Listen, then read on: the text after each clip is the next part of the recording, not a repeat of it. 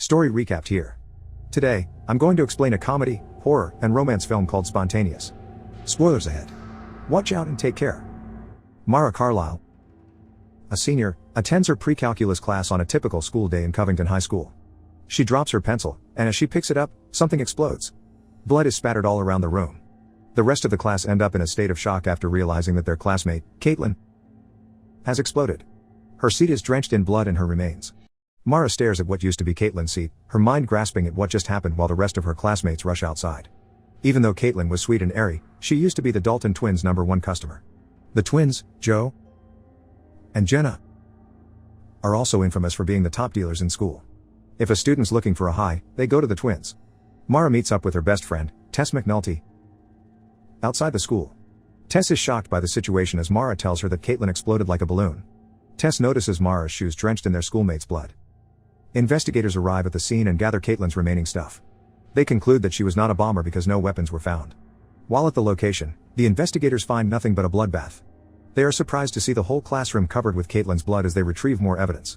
After the unprecedented event, Mara and her classmates are brought to the police station. They are interrogated about the incident and asked if they noticed anything suspicious beforehand. The students' clothes are confiscated while they shower and change into sweatsuits. They gather in a small room in silence until Mara snickers. The rest of the students shoot her judging looks while the others talk about what happened. Several conspiracies come up, and Mara tells them that it might happen again. This chilling thought sparks fear and controversy. The police finally release the kids so they could reunite with their family. Mara's parents pick her up from the station and embrace her, feeling glad that she's safe. The ride home is quiet. She is not prepared to talk about it at all. Her parents express their concern, thinking that it might be a shooter. Still, she dismisses the idea and excuses herself to her room. Once settled, she receives a text message from an unknown number. The text says, "Hey, just wanted to say that I've had a crush on you for 2 years." Mara is uninterested, but she replies anyway. She exchanges texts with her secret admirer, which helps take her mind off the dreadful event. The following day, the school holds a memorial for Caitlin before her funeral. At the incident, neighbors and friends gather to bid goodbye for the last time. Caitlin's father sadly removes a sticker from their family car. The sight of it puts Mara in a depressive state, so she turns to the Dalton twins in chase of a high. Tess is entirely against this idea and tries her best to stop Mara, but to no avail. The twins recommend a substance, which Mara purchases. Mara pours her purchase in a cup and drinks it at the local diner while Tess accompanies her just in case something happens. They talk about their lives and how they've been best friends since elementary school and have been inseparable since then. Their ultimate life plan is to purchase a beach house and grow old together. As they give a toast to Caitlin, Mara drinks from the cup and starts to get phased. Moments later, Dylan Hovmeyer, their quiet classmate who used to be a transferee, approaches their table. Mara and Tess take time to decide whether or not he could sit with them. Dylan eventually takes a seat, and the three of them talk about the funeral and try to make light of the situation. Mara directly asks Dylan why he came over. She instantly realizes that he is the unknown number she has been exchanging messages with. He confesses that he has a crush on her. Mara gets excited and is caught off guard. She asks him why he confessed all of a sudden. Dylan tells her that the incident reminded him that life's too short, and he wants to live while he can before it happens all over again. At this point, Mara feels like throwing up because of what she drank. She lets Dylan accompany her to the bathroom. After getting the substance out of her system, Mara looks hazily at Dylan. She initially laughs it off, but he stays with her throughout it. Dylan asks her to homecoming, and Mara thinks of why she should say no but is too intoxicated to decide. During Halloween, students dress up in costumes of characters of their choice. Mara and Dylan meet up with each other. That day, she makes him tell her the story of how he fell in love with her. From the day he saw her, Dylan tells her all the time she caught him with amazement. In 2 years, he only dared to approach her recently. He recalls the day of the Caitlin incident. Mara was bringing 2 backpacks, one of which belonged to Caitlin. Dylan came to ask how she is, and also recalled what she said at the station. During a football game, the two sit together. Mara then tells him that she likes him. In a matter of seconds, one of the players explodes. Everyone at the game rushes to the exit after seeing a bloody field as the two embraces. Harry Love, who's a member of the varsity team, is the new victim. His name dominates the news as the whole town trends with the phrase Covington curse. Another memorial is held for Harry, led by his teammates. At home, Mara receives news from her parents that school is cancelled indefinitely. Uncertainty fills the whole town as the reason behind the incidents is still to be known. Mara waits for Dylan outside her home. He arrives in a rundown ice cream truck that he bought with his savings. They drive to a party hosted by one of their classmates as Mara and Dylan grow closer to each other. At the party, they head outside and find themselves alone together. Dylan jokes around to ease the atmosphere, and they throw their cups in the air in glee. After an emotional conversation and moments of sexual tension built up, Mara and Dylan share their first kiss. All of a sudden, people start running out of the house screaming. A horrible chill set in their bodies as they enter the house and sees the blood in the living room. Another student has exploded. The following morning, Mara and Tess are summoned by Agent Carla Rossetti, who interviews them about the explosions. Her pragmatic beliefs help her theorize the possibility that one person may be behind all of these explosions.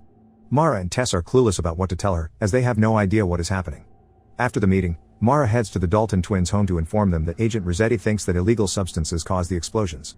The twins dismiss her crazy remark with a laugh. Mara then purchases all of their products as instructed by Agent Rossetti. This is to test her theory of illegal substances being the culprit. Jenna and Joe are delighted to have their stock sold out with one purchase. They grab the keys to their car and head to their stash. The twins hide it in a secret place to keep it safe. While driving, Joe explodes. Jenna looks at the now empty driver's seat in complete disbelief. She and Mara look at each other with reflected emotions. Jenna tries to control the steering wheel, but the blood-drenched car makes it almost impossible. She explodes a mere seconds later, and Mara blacks out as the car crashes by the side of the road. Dylan arrives at the scene of the accident, and he rushes to find any signs of Mara, but he gets hopeless after seeing an empty car filled with blood. He gets up and sees a bloody handprint on a rock. This gives him hope, so he runs to the nearby river to check on her. She is cleaning herself when Dylan arrives at her rescue. Mara is shattered after witnessing the literally bloody accident. Dylan has extra clothes for her. In a matter of seconds, men in hazmat suits arrive in the woods. They take both of them away to be quarantined in a medical facility. As Mara gains consciousness, Dr. Rolanda assures her that she will help her. She tries to lift herself up, but her body is covered with tubes as she is examined. Mara sees Dylan right beside her in the same situation. They both reach for each other's hands in between the plastic covers. That night, Dylan confirms to Mara that the doctors are indeed doing tests on them.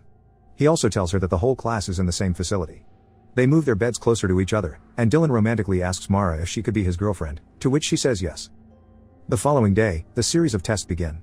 The government is behind it to create a cure that would keep their blood inside their bodies. They have one-by-one sessions with Dr. Rolanda, who interviews and monitors the class. Although they are locked up, they are still provided comfort. They are even given a common room and time for recreational activities. They talk about trying to break out, but Harper, one of their classmates, says that he is having a great time. He adds that in the tent, they are assured that they are healthy. A government official shows them a presentation about the search for the cure. Mara questions their methods and is unconvinced about their way of trying to help them. The man gets taken aback by their behavior. Harper backs Mara's claims and says that politicians are useless. As they cheer, Harper explodes. Because of this, the kids remain at the facility while their families wait outside. In the middle of the night, another of their classmates explodes while sleeping, and the doctor informs her parents. Hope is slowly fading at this rate. However, the search for a cure must continue. Endless medications and interviews are undergone by the class. As days go by, more of them still explode as the medications prove to be ineffective. Their days slowly look like a routine.